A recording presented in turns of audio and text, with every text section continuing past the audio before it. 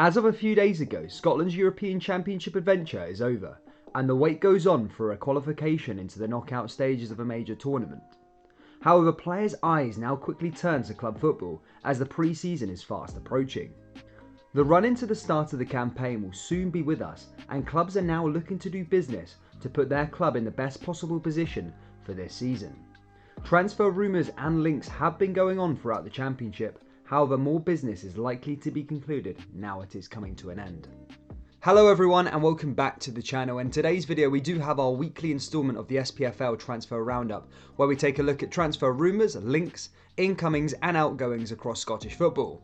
If you're new around here, make sure you smash that like button and subscribe to the channel for more Scottish football content. Let's start with the champions Rangers and discuss departures and possible exits. We start with Dapo Madube. The Rapid youngster announced his departure from the club on social media.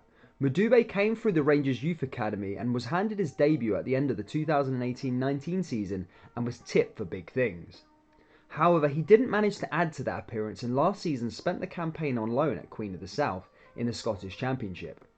Dapo was also one of the 5 that broke COVID breaches and is now available on a free, and is already being linked to Premier League side Watford. Another player who could be leaving Ibrox this summer is Alfredo Morelos. Morelos has been linked with a move away ever since he joined Rangers in 2017.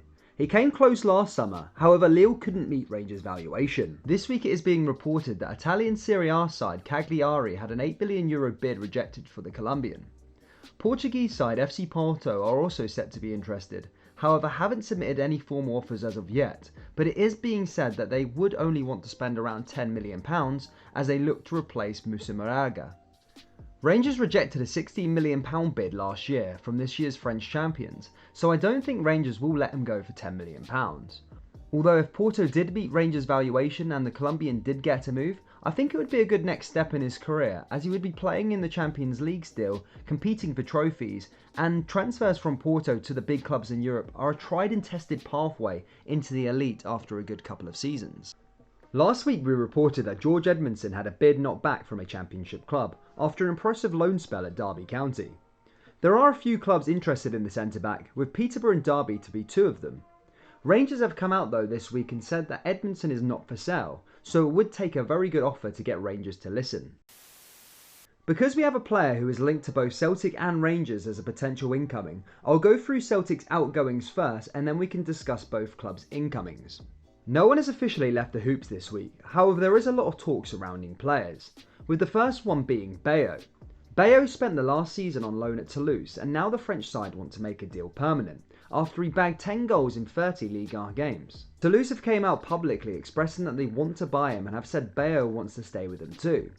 Within the loan contract there is an option to buy, so I'm pretty certain that a deal will go ahead if the asking price is met. The next player touted to be leaving Celtic is Ryan Christie. We reported a few weeks back that Southampton were linked with Christie, and now this week it is Ligue 1 side Monaco who want the Scotsman.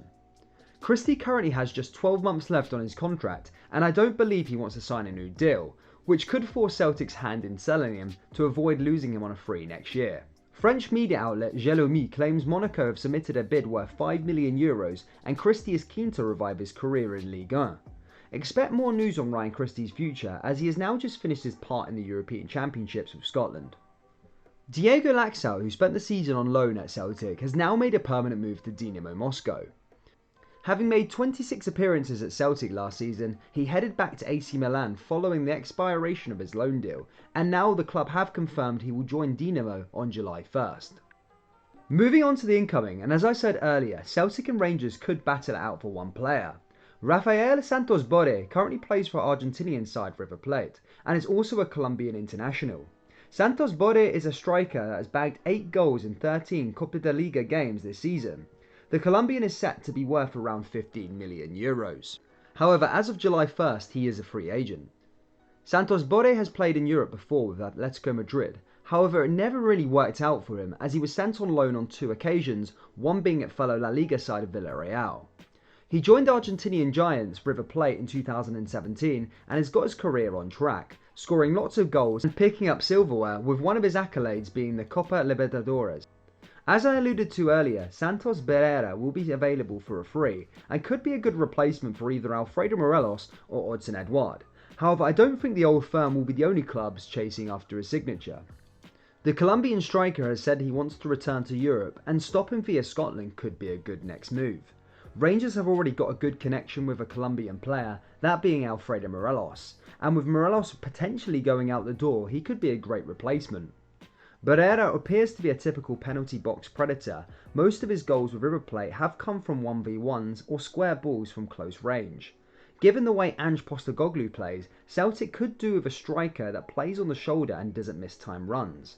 Whether it is Rangers or Celtic, both need to stump up the wages, as I don't think the Colombian will be very cheap, especially if Rangers and Celtic need to outmuscle other teams in Europe.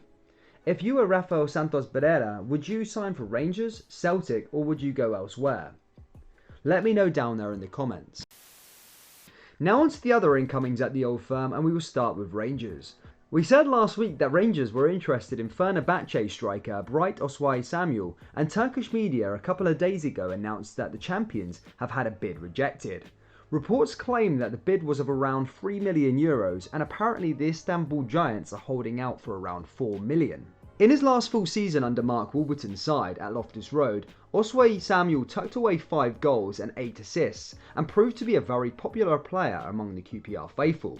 However, he's failed to live up to expectations at Fenerbahce, with not a single goal or assist to his name in 15 league outings, so he would be looking to revive his career at the Glasgow Giants. Moving on to the green side of Glasgow, let's have a look at some more potential incomings.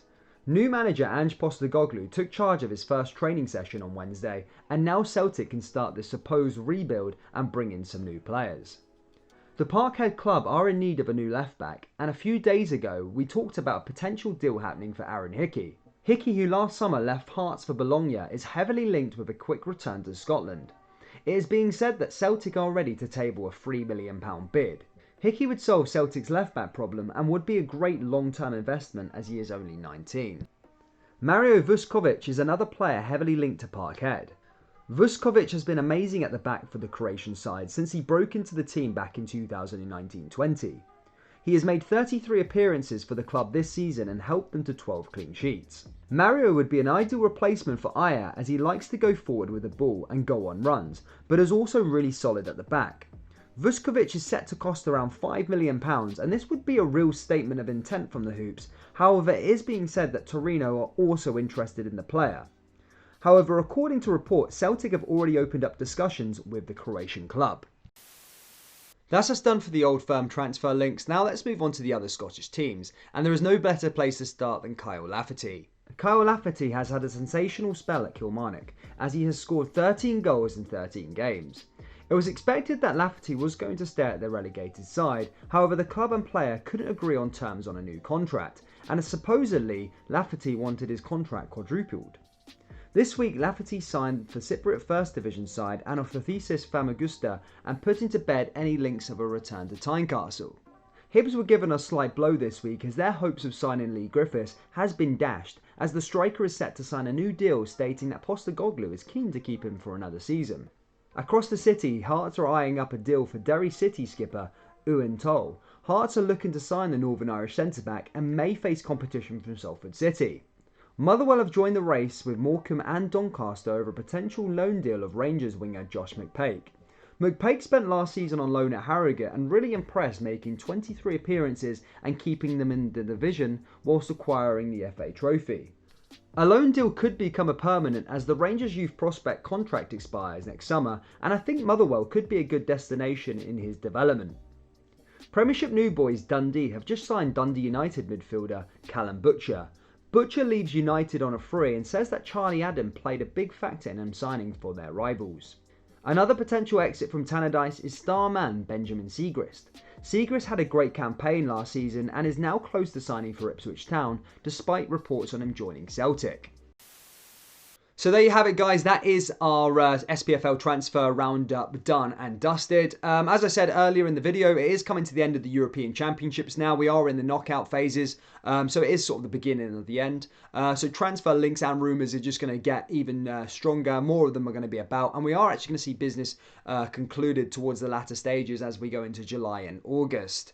So yeah, very, very exciting times, guys. We do have an SPFL transfer roundup every single week.